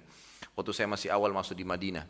Maka teman saya cerita yang kebetulan ke sana, ya, beliau adiknya Dr. Sulaiman Rahaili, teman dekat saya Dr. Muhammad sekarang ngajar di kampus Madinah. Dia cerita gitu. Dia bilang selama kita di kancah jihad bacanya selalu buku Hadil Arwah, bukunya Ibnu Qayyim rahimahullah. Diterjemahkan bahasa Indonesia sekarang Tamasya ke Surga. Orang kalau mau baca tentang surga lengkap betul buku beliau, cuma sangat tebal, jadi saya tidak bacakan itu. Bukunya sangat tebal dan selalu berbicara tentang bidadari, tentang pohon-pohonan, tentang permadani. Ada salah seorang ikhwah dia bilang mengingatkan, antum jangan jihad karena membaca tentang masalah bidadari, tentang masalah permadani, tentang masalah surga. Jihad ya jihad saja untuk Allah, gitu kan? Terus dijawab oleh ikhwah-ikhwah semuanya, kalau kita tidak mengikuti janji Allah, bagaimana kita bisa termotivasi untuk mau ibadah? Kita mengejar surga karena Allah janjikan itu, dan itu ibadah. Tidak ada aibnya membaca surga dan mengejar itu. Tidak ada sesuatu yang salah di situ, kan gitu. Jadi kita harus fair dalam menyampaikan, memang seperti itulah keadaannya. Allah SWT memuji para pelayan-pelayan di surga ini dalam Al-Waqi ayat 35 sampai 37. A'udzubillahi minasyaitonirrajim. Inna ansha'nahunna insya'a faj'alnahunna abkara urban atraba. Sesungguhnya kami menciptakan mereka bidadari dengan langsung, dan kami jadikan mereka gadis-gadis perawan penuh cinta, lagi sebaya semua umurnya. Dan mereka sudah ada sekarang. Ya, mereka sudah diciptakan oleh Allah Subhanahu wa taala. Bahkan ulama tafsir sepakat, di antaranya Ibnu Abbas radhiyallahu anhu, sahabat Nabi yang mulia, pada saat menafsirkan firman Allah Subhanahu wa taala, A'udzu billahi minasyaitonir rajim, wa nufikha fis suri fasa'ika man fis samawati wal ardi illa man syaa Allah wa kullun atauhu dahirin, yang artinya adalah pada saat ditiup sangkakala yang pertama, maka semuanya yang di langit dan di bumi akan musnah tiba-tiba kecuali yang Allah inginkan.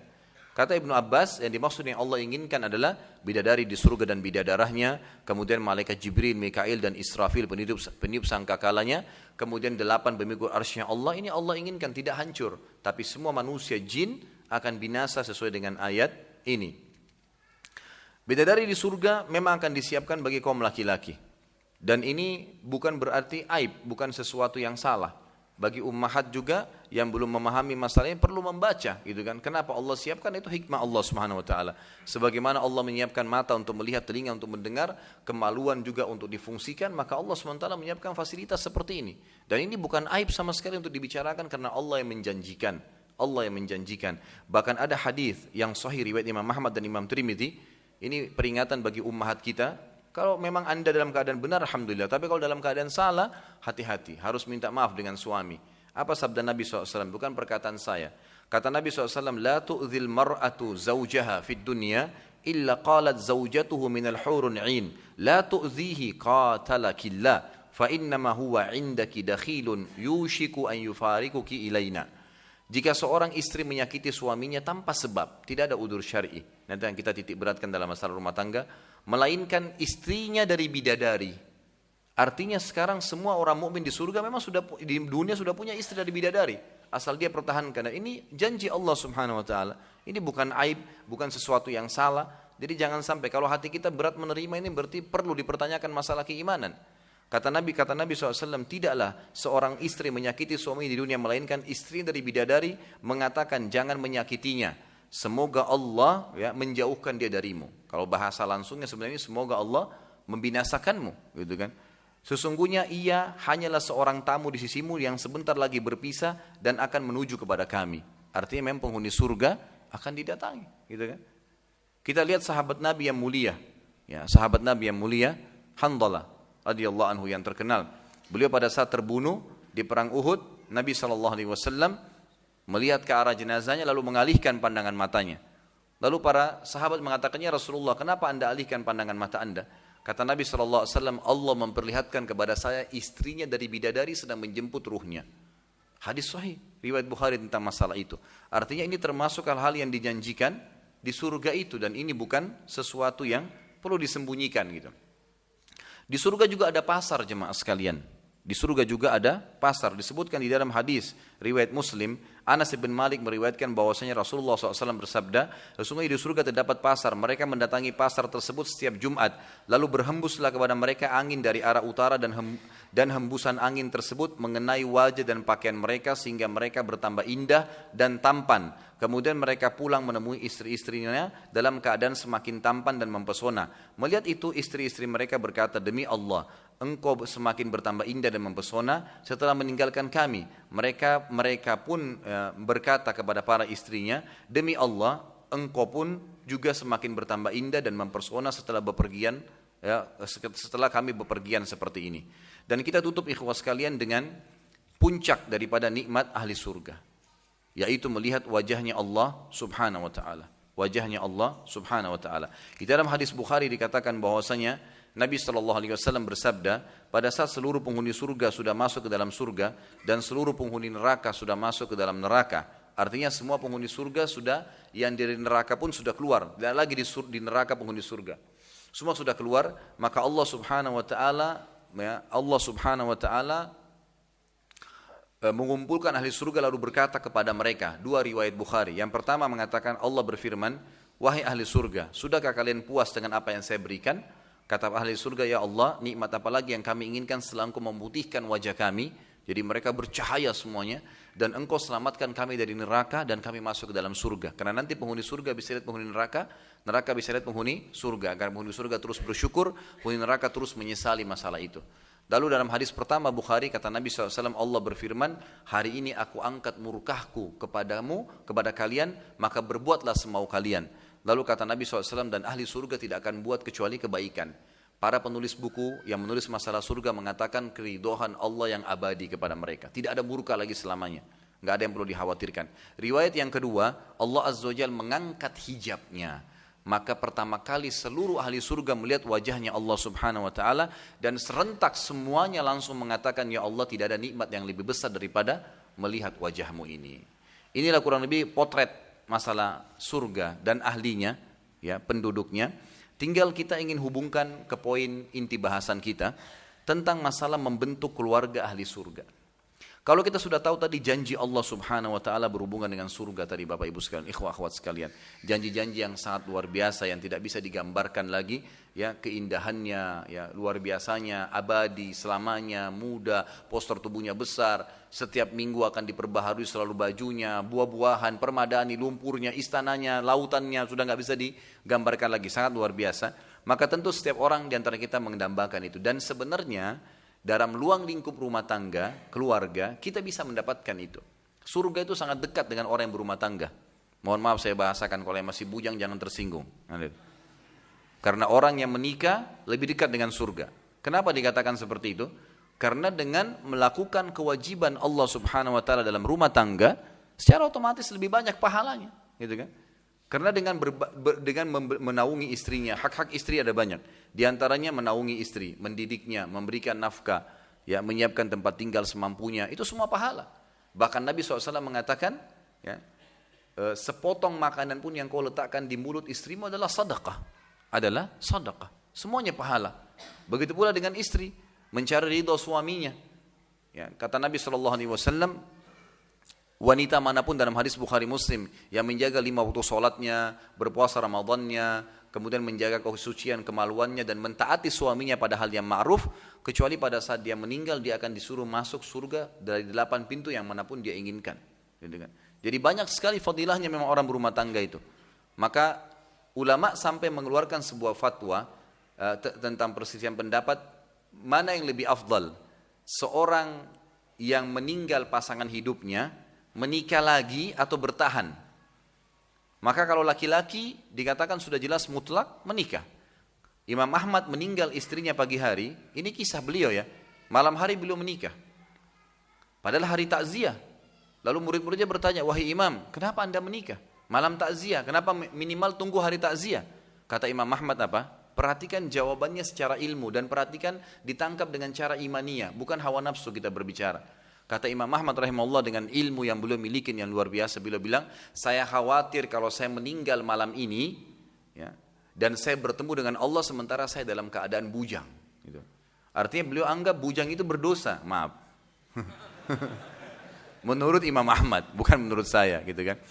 Tapi Imam Ahmad melakukan itu karena beliau ingin mengejar besarnya pahala di situ. Besarnya pahala di situ.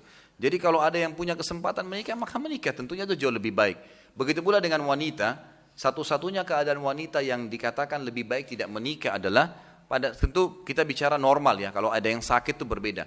Tapi kalau dalam keadaan normal, satu-satunya keadaan yang wanita lebih baik tidak menikah kalau dia meninggal suaminya atau bercerai sama suaminya sementara masih punya anak-anak kecil, itu lain. Dan dia takut nanti mereka terbengkalai, maka dia tidak menikah dan mengurus anaknya. Karena ini Nabi SAW mengatakan salah satu penghuni ahli surga adalah wanita yang seperti ini, gitu kan? Itu lain. Tapi kalau enggak, anak-anaknya sudah besar, memang dia tidak punya anak misalnya, maka lebih afdal untuk berumah tangga tentunya. Lebih afdal untuk berumah tangga. Baik, saya akan titik beratkan poin-poin, saya ringkaskan. Masalah bagaimana caranya agar bisa menjadi ahli surga tadi dalam rumah tangga. Yang pertama saudaraku, agar kita bisa menjadi penghuni surga pada saat kita berumah tangga, yang paling pertama mencari pasangan yang saleh dan salihah. Ini wasiat Nabi SAW. Bangun dari awal asasnya itu. Wasiat Nabi SAW kepada semua laki-laki. Tungkahul mar'a li arba'ah. Limaliha wa hasabiha wa jamaliha wa diniha. Fadfar bidhatid din taribat yadak. Wanita dinikahi karena 4 hal, hartanya, keturunannya, kecantikannya, dan juga agamanya. Umumnya laki-laki menikahi perempuan karena salah satu dari 4 poin ini. Lalu kata Nabi SAW, dahulukan yang beragama, hidupmu akan tenang. Maksudnya hidupmu akan tenang adalah tidak ada perselingkuhan, tidak ada masalah, dan seterusnya. Gitu kan? Dan nanti juga dia akan membawa ke surga. Kata Nabi SAW, ad-dunya mata wa khairu mata mar'as salihah. Ya. Dunia ini perhiasan dan sebaik-baik adalah wanita yang salihah. Jadi kita disuruh. Dalam hadis riwayat Bukhari yang lebih tegas lagi, ya, dikatakan wala amatun saudaun kharma dzatud din khair. Bagi laki-laki dianjurkan menikah dengan seorang wanita budak berkulit hitam dan kharma. Kharma itu enggak ada pemisah hidungnya. Jadi lubang hidungnya satu, bayangkan jeleknya itu.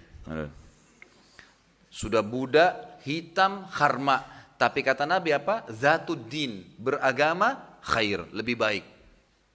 Karena memang itu simbolik secara duniawi. Ingat kita akan pindah ke akhirat.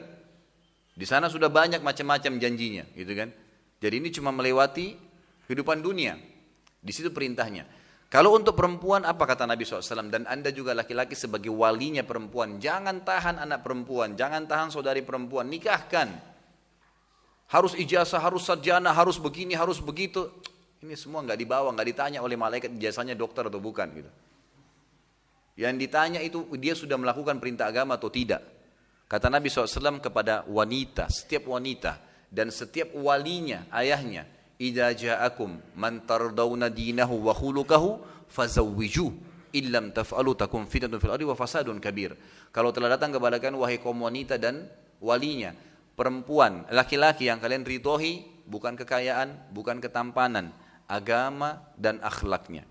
Terima lamarannya, nikahkan dia. Kalau tidak terjadi kerusakan di muka bumi, gitu kan? Begitu. Berapa banyak sahabat yang datang kepada Nabi SAW, lalu kemudian mereka meminta agar Nabi SAW berikan tunjukkan jodoh. Mereka minta ada dua laki-laki yang ganteng ditunjuk, ini ya Rasulullah, ini ya Rasulullah. Nabi SAW tunjuk Usama bin Zaid. Usama bin Zaid ini anak budaknya Nabi SAW berkulit hitam. Tapi Nabi SAW mengatakan Usama lebih baik kalau kau ingin mengikuti saran saya. Jadi di sini agama, pondasi pertama agama. Teman-teman sekalian tolong difahami. Kita sebagai orang tua kalau sudah punya anak, kalau belum menikah teman-teman yang bujang atau yang gadis juga pegangi masalah ini. Yang itu. Di sini memilih pasangan yang baik dan soleh ini akan menghilangkan banyak sekali PR rumah tangga. Contoh begini. Kalau ada yang bertanya kepada saya, Ustadz saya sudah 10 tahun menikah, istri saya nggak mau pakai jilbab. Istri saya nggak mau baik sama saya, nggak mau patuh. Sampai tadi malam saya kaget ada ikhwah yang datang curhat dengan saya di Jakarta. Ustadz, afwan saya ada masalah Ustadz. Kenapa akhi? Saya baru cerai dengan istri. Kenapa kok langsung cerai, ini ada apa? Kebetulan saya lagi mau pulang ke rumah, baiklah kita ketemu di tengah jalan, ada restoran mampir. Terus dia ngomong sama saya, yang dia ceritain terus terang gak masuk di otak saya itu. Kok bisa ada wanita seperti ini gitu? Semoga Allah berikan hidayah. Dia bilang, ini istri saya suka mengajak saya berantem, jadi diajak pakai pukul-pukulan, berantem, banting barang. Tanpa sebab. Kenapa sebabnya akhi? Ente sportif bilang sama anak. Dia bilang iya. Saya sebenarnya kadang-kadang kalau mau keluar, gitu, mau keluar rumah, kalau dia curiga sesuatu pasti dia langsung tahan rumah. Saya dipahan, tidak boleh keluar. Saya mau keluar nggak mau, akhirnya dorong-dorongan, akhirnya berantem. Ini rumah tangga atau ajang gulat gitu. Lah iya, untuk apa berumah tangga kalau mau jor-joran, mau pukul-pukulan? Orang berumah tangga itu mau cari ketenangan, ketentraman. Dan kata kuncinya agama. Agama, jangan tidak. Ada orang bilang saya 10 tahun nikah Ustaz, ya, tidak, istri saya tidak mau pakai jilbab, nggak mau patuh dengan saya, nggak mau melayanin saya, keras kepala. Ada juga ibu-ibu pernah bilang, Ustaz saya sudah 10 tahun menikah, suami saya nggak sholat, tiap hari selingkuh, dan beragam macam masalah. Terus saya tanya, Bapak Ibu sekalian sebelum saya jawab, saya mau tanya, jujur dijawab ya, sebelum Anda menikah, tahu nggak kalau pasangannya begitu? Ini ibu-ibu ini yang suaminya suka playboy ini, sudah tahu belum sebelum nikah begitu? Subhanallah, kalau kita niat mau nikah, Allah kayak bongkar tuh. Ada sesuatu yang Allah tunjukkan tentang dia. Kalau Anda istikharah, ada saja informasi yang sampai secara tidak kita sengaja, dengan caranya Allah berputar sampai ke kita. Ternyata memang dia dasarnya sudah playboy, dia suka bohong. Tapi si ibu ini, si ukhti ini karena terlalu suka, karena ganteng lah, karena apalah, simbolik dunia, itu kan kemasan dunia ini, maka dia nggak apa-apa paksain diri. Maka jangan heran kalau terjadi perselingkuhan lagi setelah itu. Ya kan gitu. Tapi kalau orang dasarnya setiap azan ke masjid, sholat, ikut pengajian, ahli ibadah, penuh masjid, Masya Allah, ada anak muda yang baik-baik. Bukan itu diprioritaskan, kenapa? Gitu. Mereka akan menuntun, gitu kan? Mestinya begitu. Sama halnya juga dengan laki-laki. Kadang-kadang cuma fisikal saja yang diprioritaskan. Bukan itu tidak salah. Tetapi kita harus pertemukan dengan masalah agamanya. Ini poin penting. Jadi cara untuk menjadi ahli surga yang pertama dalam rumah tangga, mencari pasangan yang soleh dan soleha. Kemudian juga yang kedua adalah harusnya dibentuk di dalam rumah tangga itu ya, ilmu pengetahuan tentang surga dan neraka, majelis ilmu lah pokoknya. Coba ajak pasangan kita terbiasa untuk hadir di majelis ilmu. Kalau suami lagi ikhwah lagi ke masjid musola ada pengajian seperti ini, diajak istrinya. Istri agar pengajian saling bertukar informasi dengan suaminya. Coba begitu. Hidupkan, karena begini tangganya, ilmu itu akan mendatangkan iman, iman akan mendatangkan amal saleh, itu tangganya. Tidak mungkin, mustahil ada orang bisa beramal soleh tanpa iman. Mustahil iman datang tanpa ilmu. Nggak mungkin, jangan mimpi. Yang gini, ini penting sekali. Jadi hadir di majelis ilmu seperti ini beda. Hadir dan sebelum hadir. Sebelum hadir pasti beda imannya. Jadi ilmu akan datangkan iman. Iman akan datangkan amal soleh. Akan lebih gencar kita beramal soleh kalau ada ilmunya. Makanya majelis ilmu nggak boleh kosong. Mohon maaf, saya bahasakan saya pribadi ikhwas. Ini bukan riya, nggak ada hubungannya dengan riya. Tapi saya biasa mujahadah diri sendiri. Saya kalau tidak dengar ceramah, walaupun ceramah saya sendiri dalam sehari, saya merasa iman saya drop iman saya. Padahal kadang-kadang di Jakarta ikhwas, saya punya, dan akhwat sekalian, saya punya ceramah sampai 4 kali. Kadang-kadang saya keluar pagi ada kuliah duha, sambung lagi siangnya, sambung lagi maghribnya, sambung lagi asarnya, sambung lagi isyaknya, gitu kan. Sampai 4 kali, 2 jam semua minimal, berarti 8 jam. Perjalanan dari Jakarta dari satu pengajian itu 1 jam, berarti sudah habis. Ini sekitar 12 jam, setengah umur saya habis di jalanan dengan itu. Apa yang saya lakukan? Kalau saya duduk pengajian begini, saya sampaikan. Ini sebenarnya manfaatnya lebih besar bagi saya. Pada saat saya review, saya menyampaikan begini, saya sedang review iman saya sendiri. Sambil memberikan manfaat kepada teman-teman sekalian gitu kan. Jedah yang saya duduk di mobil, itu saya gunakan lagi untuk dengar ceramah, dengar tilawah. Tidak ada peluang untuk masuk celah di situ kemaksiatan. Dan itu saya rasakan seperti kita lagi tercas terus ya, terjaga terus. Pulang ke rumah tinggal istirahat. Saya pulang ke rumah pun istri saya ngomong masalah agama. Saya tanya bagaimana anak-anak, bagaimana begini tadi sholatnya terjaga enggak, ada tamu yang datang enggak, semua positif. Ada masalah apa saya pecahin sama dia, kemudian istirahat. Bangun sholat sama-sama saya bangunin. Saya berusaha pokoknya menjalankan agama. Dan itu sebenarnya tinggal dijaga saja, komitmen. Dan itu bisa dengan ilmu.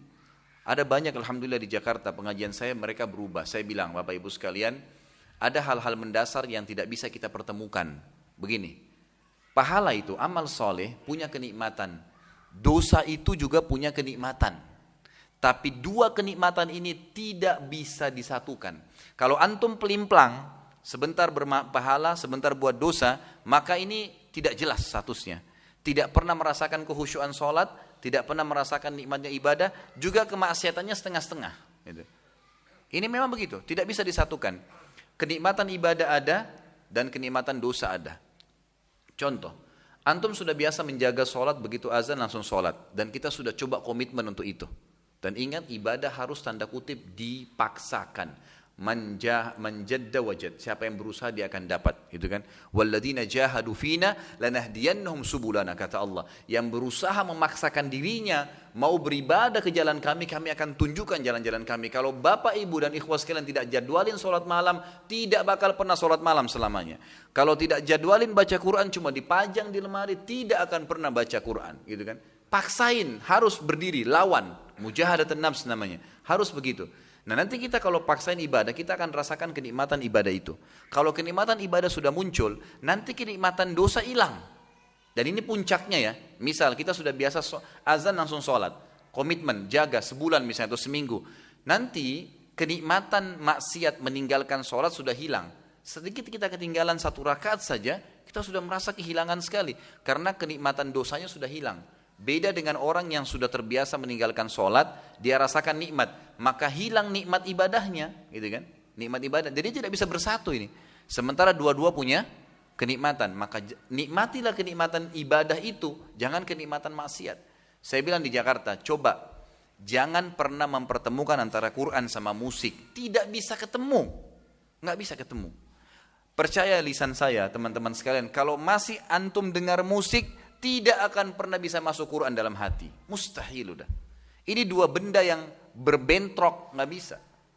Saya tuntun jemaah saya di Jakarta, coba Bapak Ibu sekalian praktekin seminggu saja. Habis dari pengajian nih, terasa iman, baik 2 jam dengar ceramah. Setelah itu naik mobil, putar lagi ceramah. Syaitan akan pakai 1001 cara, bisikin. Tadi kan sudah pengajian, sekarang hiburan dong. Padahal Allah sudah mengatakan apa? Ya, zikir kan? Ala bidzikrillah tatmainnul qulub, bukankah dengan zikir hati itu tenang? Sebenarnya kenikmatan tadi kita hadir di pengajian merasa keimanan, itu harus dijaga. Naik di mobil, putar lagi ceramah. Syaitan bisikin apapun, tolak. Syaitan itu gampang, lemah, ditolak saja. Jangan diikutin, gitu kan? Sudah selesai urusannya. Tapi ini memang 2 hal tidak bisa ketemu Bapak Ibu sekalian. Memang tidak bisa. Makanya Abu Bakar wajar mengatakan musik itu adalah mazamirus syaitan. Ya, panah atau paku beracunnya syaitan. Susah sekali bertemu antara itu. Pastikan kalau antum dengar musik tidak bisa dengar Quran. Susah. Kalaupun dengar Quran itu tidak ada kenikmatannya. Tidak ada ceritanya kita mau nangis karena dengar ayat, itu susah. Gitu kan? Tapi kalau komitmen Quran aja terus, maka nanti ini akan hilang kenikmatannya. Kita merasa nggak enak. Subhanallah, ada jemaah saya ikut haji sama saya kemarin di Makassar, pengusaha marmer. Dan dia bilang sama saya, waktu saya naik di mobilnya terakhir kemarin, sudah berubah luar biasa, Masya Allah. Dia sudah pelihara jenggot, dia sudah berubah, banyak hal. Ditinggalin semua yang berhubungan dengan masalah riba, banyak perubahan yang luar biasa. Dia duduk sama istrinya di mobil dengan saya, kebetulan diajak makan waktu itu. Kemudian saya tanya, bagaimana perasaannya sekarang setelah lama tidak dengar musik? Dia bilang, Ustadz, setelah saya ikuti nasihat Ustadz untuk tinggalin musik sama sekali, saya dengar Al-Quran saja terus, dari Quran ke ceramah. Awalnya memang agak jenuh, syaitan kadang-kadang godain, tapi seminggu, sebulan. Sekarang terbalik Ustadz, kalau saya putar musik saya berpikir, kok bodoh benar dulu saya dengar ini ya. Yang satu teriak, yang satu sedih, yang satu kata cinta, yang satu selingkuh, yang satu ini. Gak ada manfaatnya, minimal gak ada pahalanya. Dengar Quran satu huruf 10 pahala, ngapain kita harus begitu? Coba dalam rumah tangga itu dibentuk ilmu. Yang ilmu ini nanti dalam majelis bisa kita misalnya buat ya pengajian di rumah, atau misalnya kita hadir dalam majelis ilmu, atau minimal mendengar ceramah. Ini poin yang kedua. Jadi selain pasangan soleh dan soleh harus ada dibumbui dengan majelis ilmu. Yang ketiga, membentuk bi'ah. Bi'ah itu lingkungan, Bapak Ibu sekalian. Lingkungannya juga harus yang baik, lingkungan yang baik ya. Jadi kalau kita jalan sendirian pakai kopiah haji atau pakai baju koko, satu orang beda dengan 10 orang kalau jalan. Semuanya pakai baju koko. Satu orang akhwat kita pakai cadar, beda dia jalan dengan 3 orang atau 10 orang pakai cadar. Lebih percaya diri. Membentuk komunitas penting. Bi'ah itu lingkungan harus dibentuk. Bi'ah ini berhubungan juga dengan poin keempat, masalah teman. Saya sering kasih contoh begini. Mohon maaf kalau teman-teman masih ada yang merokok, saya bahasakan ini. Mudah-mudahan bisa menjadi inspirasi gitu kan. Sebenarnya itu kan masalah sugesti saja, masalah sugesti. Ada teman-teman di Jakarta banyak tinggalkan rokok gara-gara saya bahasakan ini. Kalau saya tanya teman-teman yang masih merokok, kenapa Anda merokok? Jawabannya selalu, kalau saya tidak merokok, tidak bisa berpikir.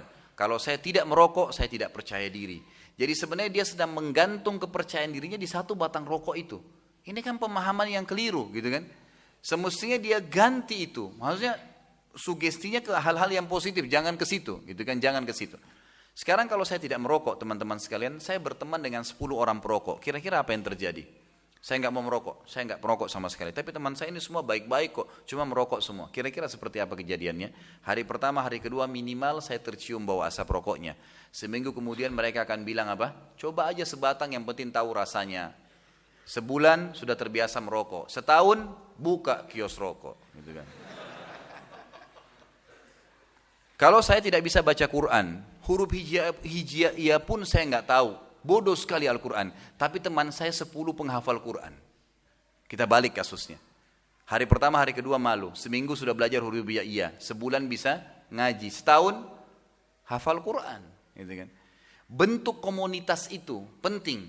Boleh bergaul, supel sama siapapun, tapi teman dekat orang baik semua. Orang yang berprestasi. Nggak boleh sembarangan, ini penting. Kata Nabi SAW, al-mar'u ala dini khalili. Seseorang sesuai dengan agama temannya. Jadi harus kita tahu, kita bentuk masalah itu. Insya Allah dengan kita bentuk ini, dengan izin Allah Subhanahu Wa Taala, kita akan terbentuk menjadi penghuni surga. Tinggal tunggu mati datang, selesai. Dan insya Allah dengan izin Allah besok akan saya lengkapkan bahasan rumah tangga ini dengan bentuk-bentuk rumah, kepribadian bagaimana dibentuk dalam rumah tangga itu. Kita akan bahas pribadi, kemudian rumah dan juga lingkungan. Itu akan lebih banyak bahasanya besok. Dengan izin Allah, mudah-mudahan Allah bisa berkahi itu. Mungkin sampai sini, mudah-mudahan yang kita bahas pada hari ini bermanfaat dan Allah jadikan sebagai tambahan di mizan atau di tambahan amal kita. Allah sembuhkan semua orang-orang yang sakit, Allah lunasi semua hutang orang yang terlilit utang, Allah berikan hidayah orang-orang yang masih belum mendapatkan petunjuk, Allah juga mudahkan untuk mengamalkan orang yang sudah mendapatkan ilmu.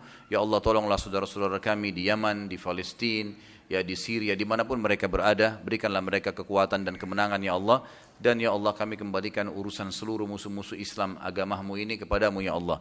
Kami meminta juga ya Allah, dan kita yakin semua teman-teman sekalian, malaikat rakib dan atid di pundak seseorang di antara kita. Kalau yang hadir di masjid ini ada 500 atau 1000 orang, berarti ada minimal 1000 rakib dan 1000 atid. menyaksikan majelis ilmu ini. Dan Allah subhanahu wa ta'ala zat yang di langit sana maha melihat mendengarkan kita. Saya memohon dengan ke atas murahannya Allah subhanahu wa ta'ala menyatukan kita di surga firdausnya tanpa hisab, sebagaimana Allah satukan kita di masjid yang mulia ini. Selebihnya saya kembalikan ke moderator.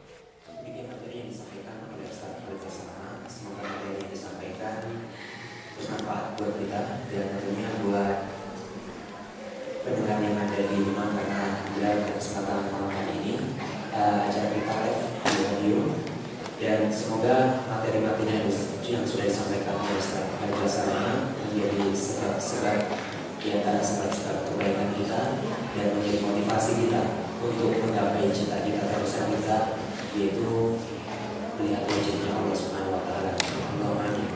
Dan sebelum kami akhiri, kami informasikan kembali insyaallah besok jam 8 pagi taklim akbar bersama Ustaz Haji Salama di Gedung Muamalah Jalan Nusa Kambangan. Kami persilakan buat antum yang di ruang untuk bisa hadir bersama keluarga, sanak kerabat, siapapun itu. Kami persilakan Anda di acara ini, kami buka untuk. Kemudian yang kedua, buat antum yang ingin mendapatkan kopian kajian dari Ustaz Haji Salama, kita buka kontak di depan. Anda bisa mendapatkan beberapa seri dengan tema-tema yang tadi sudah kita rekomendasikan. Dan kami nyatakan jazakumullah khairan katsir buat tuan rumah dari akhir kajian Abu Bakar As-Siddiq, dan tentunya beberapa yayasan yang sudah mendukung, diantaranya Yayasan Amalah, Yayasan Bina Masyarakat di Kampung, dan berbagai pihak yang telah mendukung acara